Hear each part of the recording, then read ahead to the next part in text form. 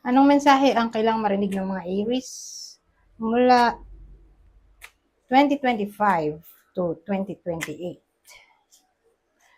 Pwedeng nangyayari to o mangyayari pa lang. Kung hindi man para sa inyo itong magiging reading, baka para sa someone na malapit sa inyo o sa someone na kakilala nyo mismo.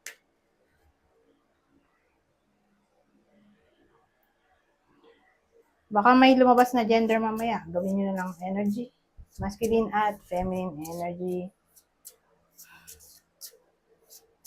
Pwede rin naman na wag nyo nang pansinin yung gender.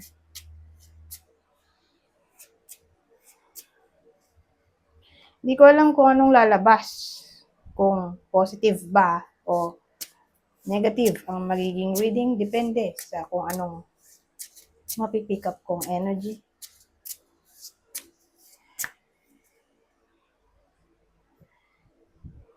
Kung hindi mag-resonate sa inyo to, o tumama sa inyo, edi i-adjust nyo lang ang video at hanapin nyo to.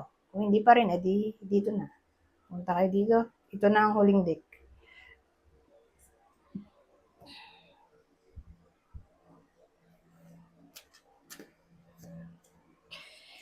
So, sa period ng 3 taon, anong pwedeng mangyari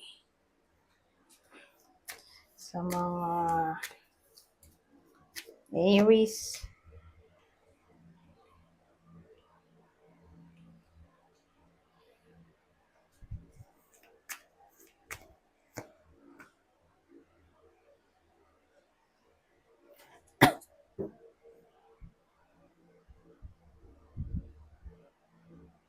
May lalaki tayo dito, oh. So, pwedeng lalaking tao o babae, pero ine-embody niya yung masculine energy. So, yung tao dito, in a relationship siya. Pero hindi siya kasal. Wala rin siyang anak.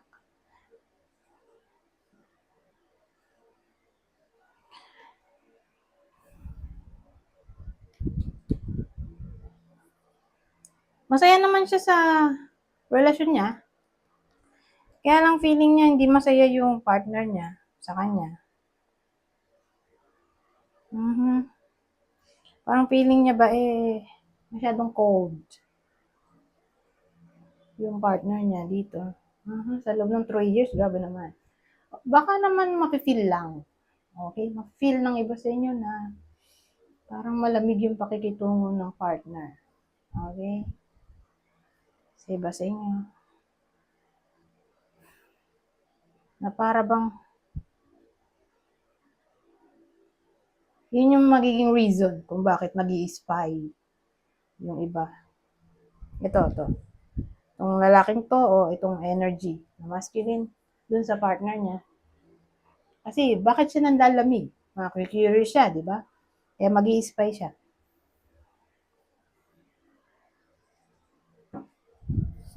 Ano kayang matutuklasan niya pag nag-spy siya?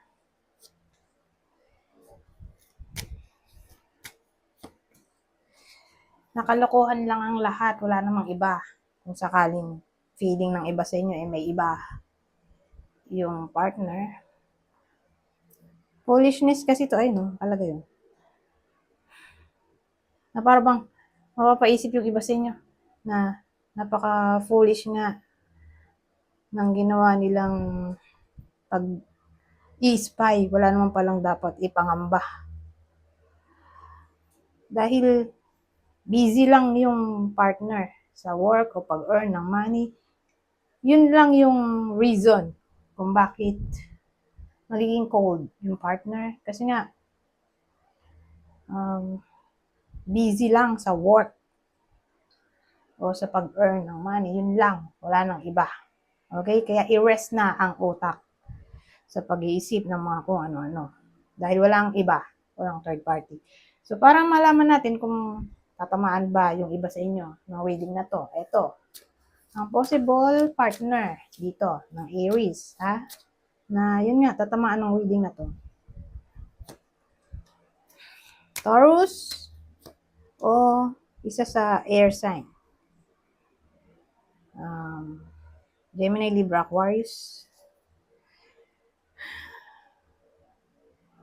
Ayan, punta tayo dito. Ano pang masasabi nito?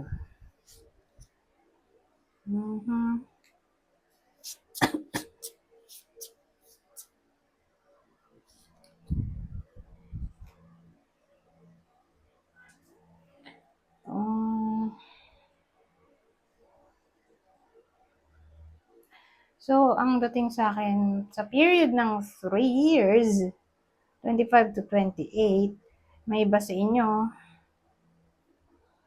na makakahiligan mag-aral. Kasi nag-aaral to. Nag-aaral ng anything na may kinalaman sa law. O kung di man literal na law, batas, di ba law? Batas. Baka tungkol sa spirituality. So, case-to-case basis, kung anong matitripan na aralin ng iba sa inyo. Pero, malaki ang chance na magiging studious ang karamihan ng Aries.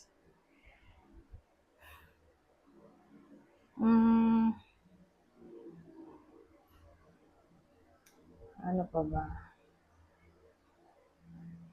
Well, actually, baka mag-exam yung iba. O kung di man kayo to na mag-exam, someone na malapit sa inyo, sabihin natin may anak yung iba sa inyo, o partner na mag-exam sa period na to, 3 years, 25 to 28, papasa yun. Sabihin natin kukuha ng board exam, papasa, driver's license, o papasa, ganon. Malaki chance.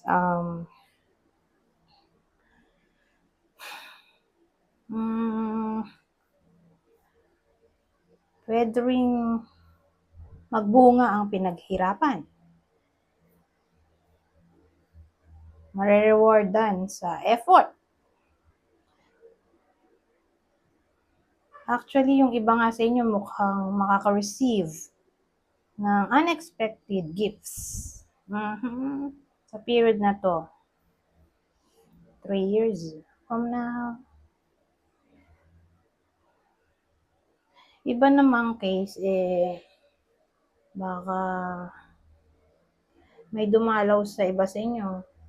Someone na taga-government. O kung di taga-government,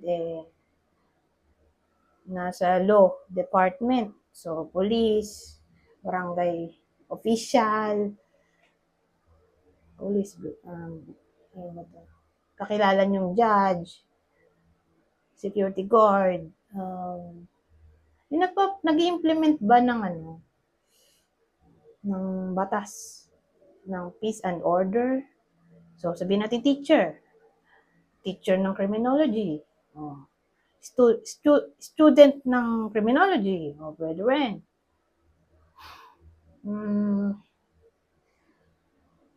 HR, di ba kasi yung mga HR admin, sila yung nag-implement ng batas sa company. Pwede rin, ka-workmate pala to, na taga-admin. Ano pa ba?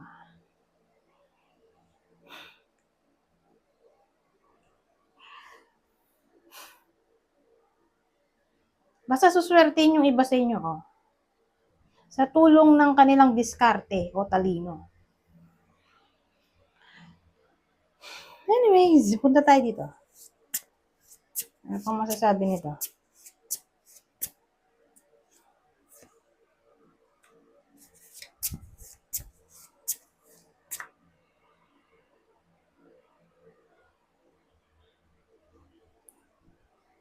Communing with ghosts? Communion naman to. Well, yung iba sa inyo, hindi naman lahat, pero yung iba sa inyo, baka sa period na to, 3 years from now, malayo-layo pa, di ba? Dahil 2024 pa lang ngayon. Pero ang reading na to ay specifically para sa 25 to 28 na mga taon, di ba? So, yung iba sa inyo, baka lumapit sa psychic medium. O anyone na psychic.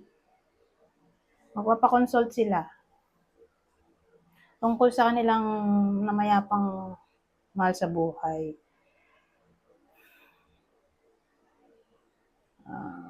Siguro para makakuha ng closure o clarity o sabihin nating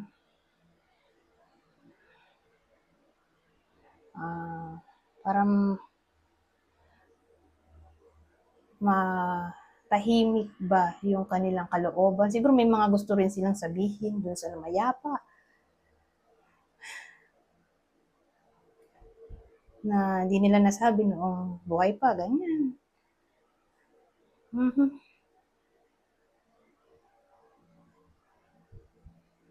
O kung di man kayo literally to na magko-consult sa anyone na mala-psychic,